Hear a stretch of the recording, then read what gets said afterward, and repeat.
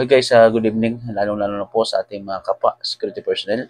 Welcome back po sa aking munting channel.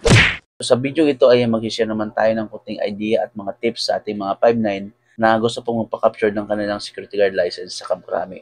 Para kahit papano ay mapabilis ang kanilang transaction o ang kanilang pagkuha o pag-renew ng kanilang mga security guard license sa loob ng Camp Crame. Pero syempre mga 5'9, bago po yan, intro muna tayo.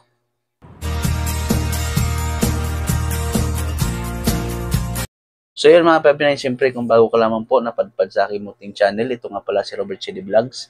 Nag-upload po tayo ng mga tutorial regarding sa paggawa ng report at of course regarding po sa mga usapin tungkol sa security guard na pwede po nating gawing reference sa pang-araw-araw po nating duty o sa pang-araw-araw nating trabaho bilang isang security personnel. Okay? So yun mga Pepinay, siyempre bago natin umpisahan ay shoutout muna tayo sa ating mga subscribers na talagang nagtiwala sa atin at syempre kahit papaano natulungan natin na makakuha sila ng kanilang security guard license. So syempre shoutout po kay Sir Ronald Allen Ramirez, kay Sir Brian Joel CV, kay Sir Harold Marpiga, at of course kay Sir G. Lukay-Lukay. So yun mga sir, maraming salamat sa inyo sa inyong tiwala. At siyempre sa patuloy nyo pong pagtangkilik sa aking mga ina-upload na video. At siyempre yun ay nakaraos na nga tayo sa pagkuha ng ating mga license. So yun, maraming salamat po sa inyo. At of course, mega shoutout po sa ating mga subscribers na patuloy din na sumusuporta sa ating mga video. At siyempre shoutout din sa ating mga nakasabayan dyan nung nag-renew tayo nung Sunday, no? So na talagang napakahaba ng pila. So, syempre mga Pepinay doon sa mga gustong magpa-captured ng kanilang mga license. So, ang unang-una po natin gawin mga 5'9 ay kailangan po ay hawak na po natin or dala po natin ang ating mga 2-1 files or ating mga requirements na manggagaling po sa isang training center na gagamitin po natin sa loob para po tayo makakuha ng license. And then, pangalawa po mga 5'9 ay syempre dapat po tayo ay naka-online appointment. So, kailangan po natin gumawa ng account sa LISP or sa License to Exercise Security Profession. So, kailangan po natin mag-login doon, no? So, kailangan po natin magdala ng cellphone. At kailangan din po ay may load pang data ang mga cellphone ninyo. Kasi kailangan po yan dahil siyempre, kailangan po yan sa online appointment. Okay? Ang number po na gagamitin natin doon sa account natin at saka yung password ay siyempre manggagaling din po sa training center kung saan po ninyo pinaayos ang inyong mga 2-1 files. Okay? At gagawa rin po ako mga 5'9 ng video, separate na video kung paano nga ba mag-online appointment para kahit paano ay ma-explain ko po sa inyo ng maayos ang inyong mga dapat gawin, yung mga step by step na dapat nyong gawin kapag mag-online po ng inyong account or magpa-online appointment bago kayo pumunta sa Camp Crame. So next mga 5'9 ay hindi na po natin kailangan magsuot ng complete uniform sa pagpa-captured dahil ina-allowed na po ngayon mga 5'9 ang casual attire. So mas mainam mga 5'9 kung isusuot po ninyo is yung polo shirt na kulay white, maong pants, and then rubber shoes. Kasi siyempre kapag pinicturean po tayo doon sa ID, maganda pa rin tingnan yung nakaputi tayo, no? Of course, siyempre mga 5'9 ay magdala rin po kayo ng isang valid ID na kailangan po natin yan sa pagpasok natin din sa gate kasi hihingihan po tayo doon ng mga pulis bago tayo makapasok, no? Okay guys, nandito tayo ngayon sa Camp Crame Gate 1 or pa-capture. So napakarami po ng pila ngayon, mga 5'9 eh. Yung mga ano natin, mga subscriber, yan. Kasabay ko mag-capture. 10 p.m.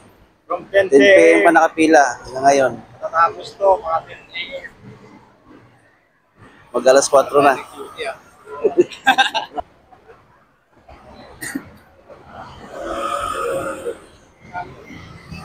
Okay pa ba kayo dyan? Okay pa ba kayo mga 5'9?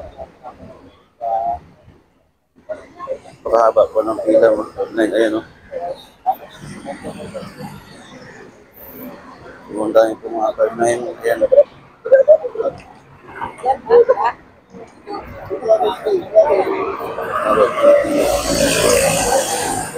Okay kayo sa vlog, hi.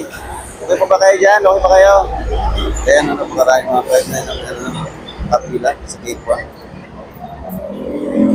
So yun mga 5-9, kapag magpa-captured kayo, ay kailangan po umaga kayo pumunta at pumila agad dito sa gate 1 dahil kukunti lang mga kanilang ma-accommodate.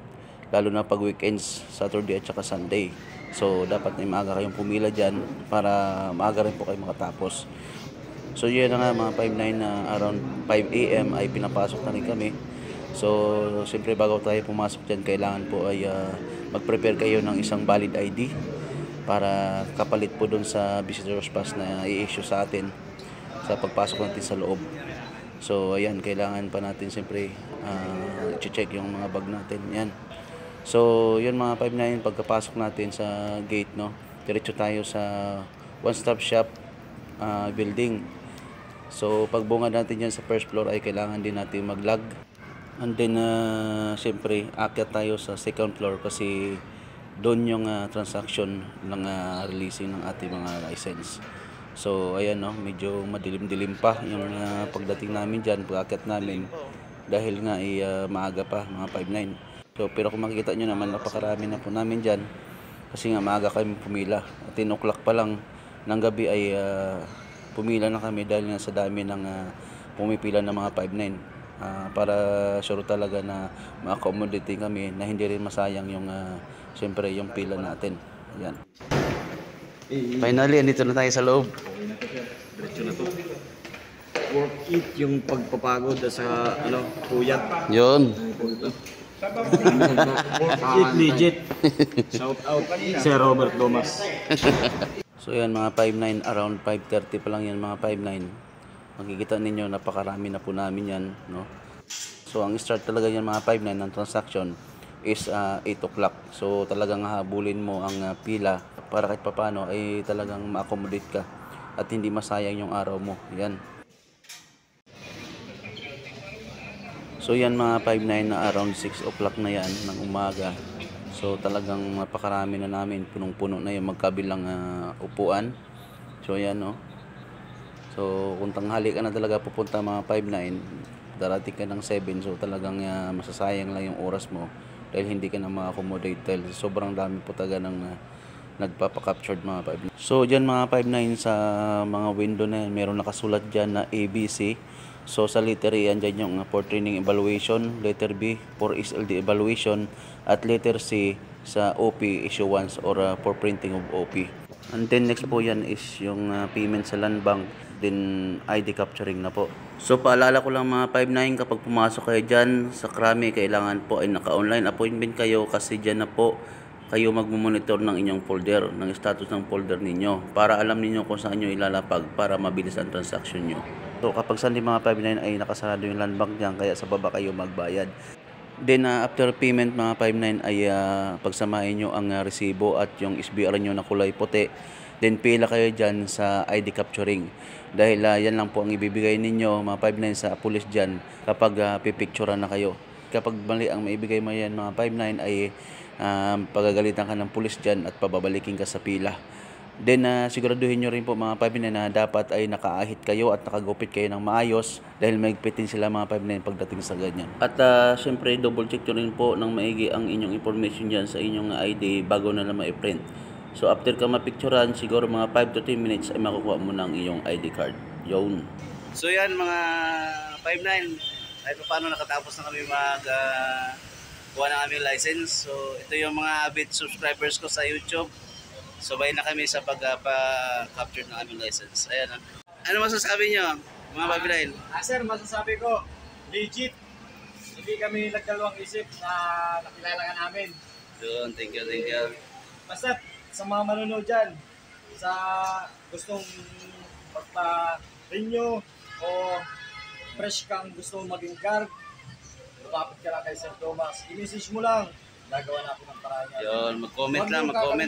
Mag-comment, mag-like, at i-click yung notification bell at mag-subscribe. Yun. Kompleto. Saka sa comment section ka, double check mo din yung number section dyan. Basics na lang sa kanya para mapansin. Yan. Sir Thomas, thank you. Maraming salamat, sir. Thank you sa inyo. Thank you sa tiwala. Thomas, thank you po. Maraming salamat po. Dahil po sa inyo, nakakuha po kami ng security po namin na bagong security officer. Yan. Thank you so much. Wala na akong masasabi kasi sinabi na nila lahat. Yan. Thank you sa tiwala mga 59. Thank you. Thank you. Thank you.